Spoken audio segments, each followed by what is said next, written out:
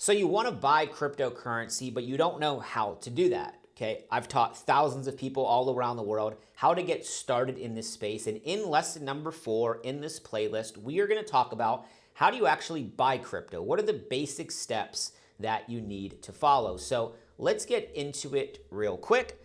And once again, everything in this video is for educational purposes only. So first off, you don't need to be a tech expert. You need about 15 minutes and a photo ID or a passport to create your account. So here's the process: is you're going to choose a platform, something that's regulated in your country.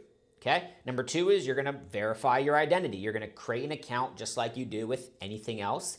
You're going to add a payment method, bank transfer, debit card, something like that. And then you're going to place your first order. And I want you to do that today, okay? Even if it's $5. And then number 5 is you're going to decide where you leave that crypto, which we're going to talk about here in this playlist. So step 1, you choose a platform. And remember, a centralized exchange is where you create the account, you deposit money, and it's similar to like a brokerage account for stocks. And we're going to talk about why you don't want to leave the money there in just a moment. So some of the most largest and most trusted platforms, which I don't trust any of them, just for FYI, you have Coinbase, regulated in the US. You have Binance, the world's largest exchange, Kraken, OKX, and there's a huge list on CoinGecko.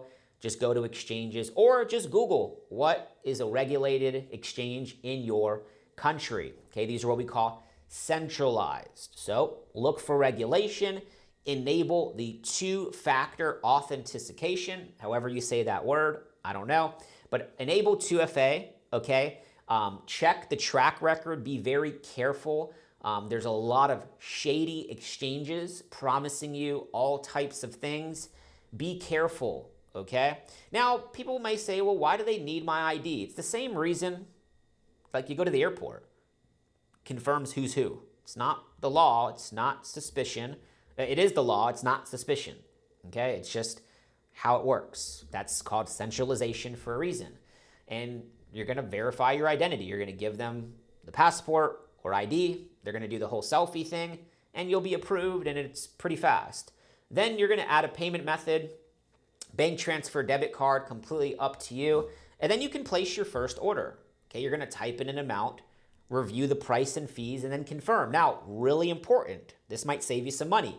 Make sure when you're buying a crypto, there's not a spread or price difference. So if you're looking at Bitcoin to buy it at $62,000, and when you go to your exchange, it says $64,000, you might want to take a step back and wait for that spread to come back down. Also, make sure the fees don't spike if there's volatility, and you can do a market order or a buy or sell limit. Sometimes with exchanges, doing a buy limit is better for the future with lower fees. So you got to pay close attention to that. So let's just give some math and let's make it simple. Let's say Bitcoin is at $100,000 and you want to put $1,000 in Bitcoin, okay? Everything is fractionalized. So you're not going to be able to buy a full Bitcoin unless you had $100,000 at the time. So if you put in $1,000, you're going to get 0.01 Bitcoin in that example. 10,000, you're going to get 0.1. 100,000 gives you the full Bitcoin. So real simple. If you get that 0.1 Bitcoin and Bitcoin goes to $1 million, then you now have 0.1. That's why 1 Bitcoin always equals 1 Bitcoin. But of course, you want to be one of my students, so you don't buy at the top like everybody else did. So remember, you don't got to buy a full Bitcoin or a full whatever coin. Crypto splits into fractions like slices of pizza. You don't have to eat the entire large pizza. You can eat 2 slices. You don't have to eat the whole pie unless you're hungry. Okay? So where does the crypto actually go? You're not going to leave it on the platform. You're going to move it to your own wallet. We're going to talk about that in future videos here. So what I want you to do now is I want you to start with an amount that you're comfortable with, an amount that you're willing to lose. Now, there's no rush, but I want you to transfer that over and make a decision to start building that portfolio, okay?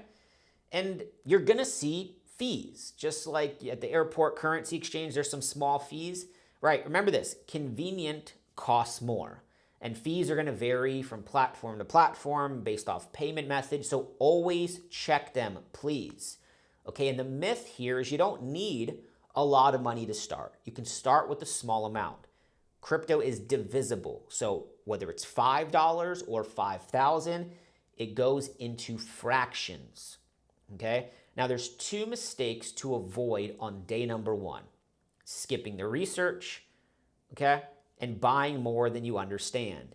Don't make these mistakes, okay? I want to leave you with this before we head to the next lesson. There's three things to remember. Choose carefully of what platforms you're using to buy and immediately get your crypto out. You can buy in fractions and get it into your own wallet. We're going to talk about cold storage in just a moment. Here's the lesson for a recap. Buying crypto for the first time is those 5 simple steps. It's not, you don't got to be a coder to buy this stuff. Choose a platform, verify, and start small. Okay, so now you know how to get cryptocurrency. In lesson 5, we're going to talk about Ethereum. Then we're going to go more in depth on wallets and security. Make sure you rewatch this if you need to get a refresher. You can start with video lesson 1 and come back down and watch these videos over and over and over again, okay? I'll see you in the next video. What is Ethereum? Let's talk about it.